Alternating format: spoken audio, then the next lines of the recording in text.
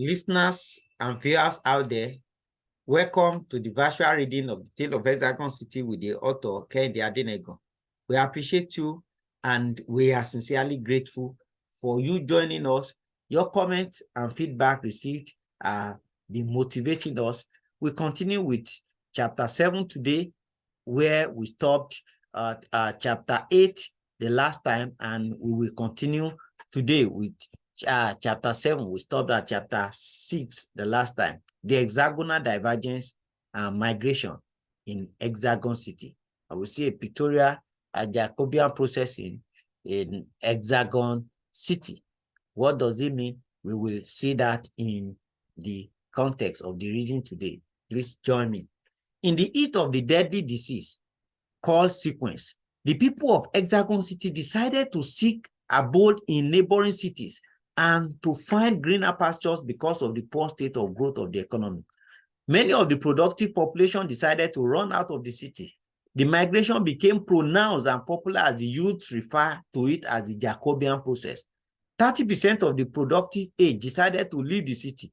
King Ilori appealed to the people not to move out of the city, but they all had a divergence of opinion. Some of them claimed until there is a change of the king and his royal council, the city may not know peace. Those in the council who have been stealing and diverting the resources of the city to other cities may get the city completely impoverished. There was a young man called Ayola, the son of Ekagore, the community leader who had escaped from being killed in the palace. He was born to a woman called Akintewe, who was brought to his father's farm. Since the exile of his father, only this woman, Akintewe, had been taking care of this little boy until he grew up to become a man. He was already in his late 30s when the situation of Hexagon City became unbearable. Ayola, will you also make a move to leave this city? Since the situation is becoming more unbearable now, I will go and sell all I have and what your father left for you while he was still alive.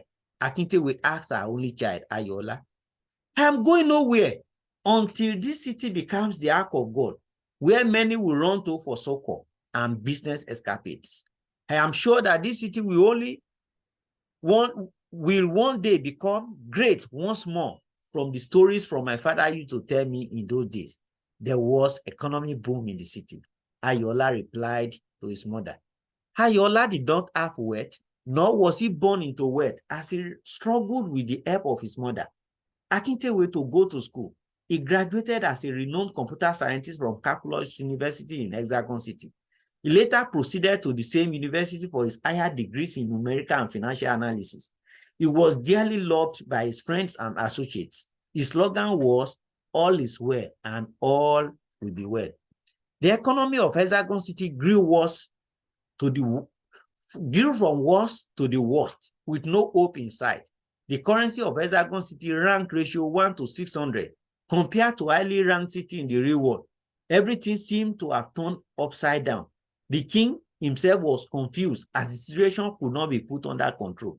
The people daily lamented. Sorrow could be read on their faces. The city economy crashed to the extent that citizens were buying money with money to feed themselves. In fact, at the slightest provocation, there were outbursts among people. They had bottled up much suffering amid the economy imbroglio. The remaining young people in the city who could not afford the means to embark on the Jacobian process groaned as many could not feed themselves, not to talk of feeding their aged parents who now looked up to them for food and shelter. The chief priest made a public announcement through the town crier that King Ilori leaves the throne in a short while and a new king will be enthroned. Interested families, communities, and zones to kindly indicate interest for selection and election of a new king, as it is the custom of the city. Ayola's friends came to him one day and said, we have seen in you the qualities and the credibility to rule as a king of our city. Will you be ready to take up this challenge so that we can support you? Who am I in this great city? My family is not renowned, and neither do I have the financial means to follow up on this ambition. My father, who tried to exhibit his leadership quality in this city, was forced to flee for his life at the time I needed him most. Even though I'm a financial analyst and a computer scientist, I hardly control enough money in my pocket, not to talk of my family. I have an aging mother who I am working towards bringing joy to her heart. I know that I have the endowment, but kindly give me time to think and also pray about it. Even though you have said you will all support me, Ayola sobbed and replied. We'll stop here today and we'll continue from where we stop. We appreciate all of you for joining us, and your encouragement has been moving us forward. We quite appreciate that, and we do not take that for granted.